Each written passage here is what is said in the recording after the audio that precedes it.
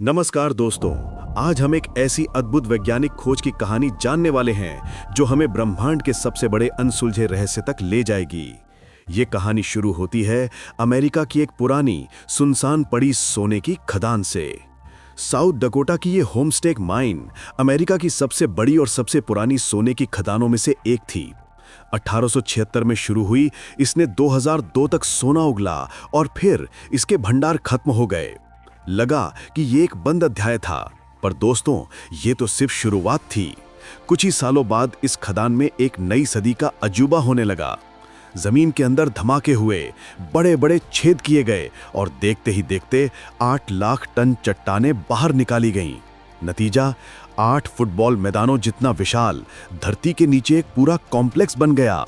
यहाँ विशाल गुफाएं खोदी गईं। हर गुफा करीब 492 फीट लंबी, 65 फीट चौड़ी और 92 फीट ऊंची। ये कोई साधारण गुफाएं नहीं हैं, बल्कि भविष्य की एक ऐसी प्रयोगशाला है जहां 70,000 टन लिक्विड आर्गन को -300 डिग्री फ़ारेनहाइट पर जमाया जाएगा। आपको लग रहा होगा कि आखिर ये सब क्यों? यहीं से खुलने वाला है हमारे ब्रह्मांड के जन्म का सबसे बड़ा राज, पदार्थ प्रति पदार्थ का अनसुलझा रहस्य। कल्पना कीजिए, जब हमारा ब्रह्मांड बिग बैंग से बना था तो सब कुछ एकदम संतुलित था।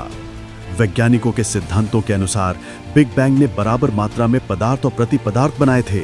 ये दोनों एक दूसरे के बिल्कुल विपरीत लेकिन समान थे, जैसे कि एक सिक्के के दो पहलू।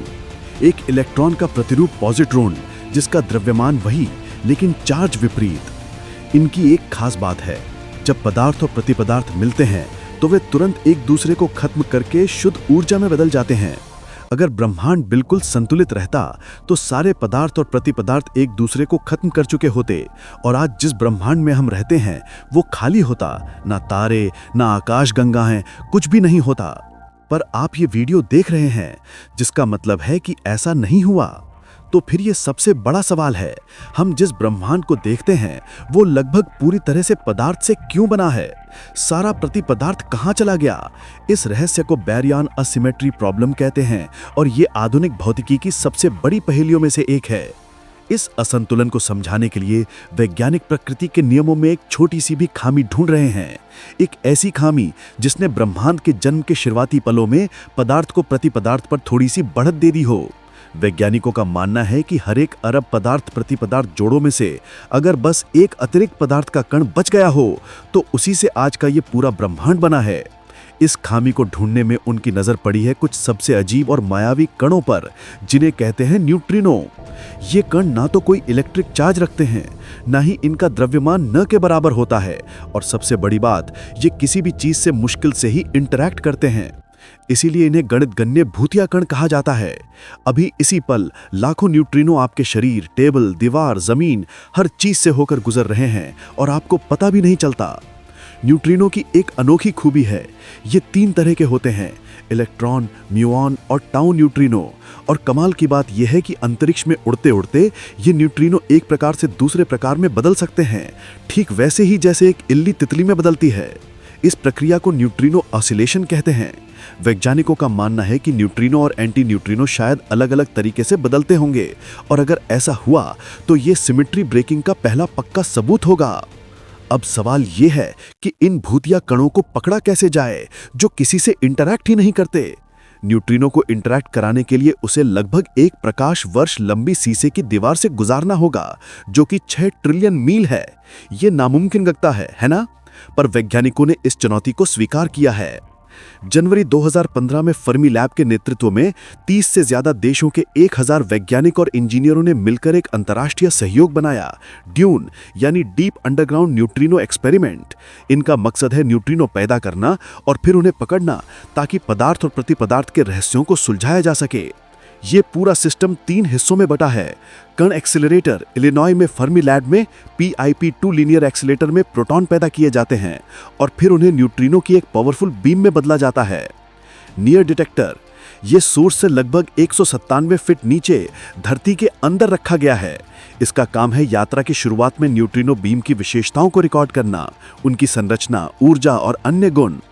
फार डिटेक्टर, ये सबसे दूर 808 मील की दूरी पर साउथ डकोटा की उसी होमस्टेक माइन में स्थित है। फार डिटेक्टर ड्यून प्रोजेक्ट का सबसे प्रभावी हिस्सा है। ये पुरानी होमस्टेक माइन में लगभग 1 मील नीचे बना है। इसकी खुदाई 2012 में शुरू हुई थी, जिसमें लाखों टन चट्टानें हटाई गई थीं। इंजीनियरों को यहां विशालकाय भूमिगत गुफाएं बनानी पड़ी, जहां 4 विशाल डिटेक्टर स्थापित किए जाएंगे। हर डिटेक्टर एक क्रायोस्टैट होगा, एक विशेष इंसुलेटेड कंटेनर जिसमें 197 फीट लंबा लिक्विड आर्गन भरा होगा।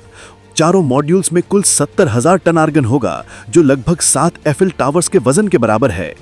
ये डिटेक्टर लिक्विड आर्गन का उपयोग करते हैं क्योंकि आर्गन न्यूट्रिनो के लिए टारगेट भी है और उनके निशानों को रिकॉर्ड करने का माध्यम भी। जब न्यूट्रिनो आर्गन के एटम से टकराते हैं तो वे चार्ज पार्टिकल्स और प्रकाश की चमक पैदा करते हैं।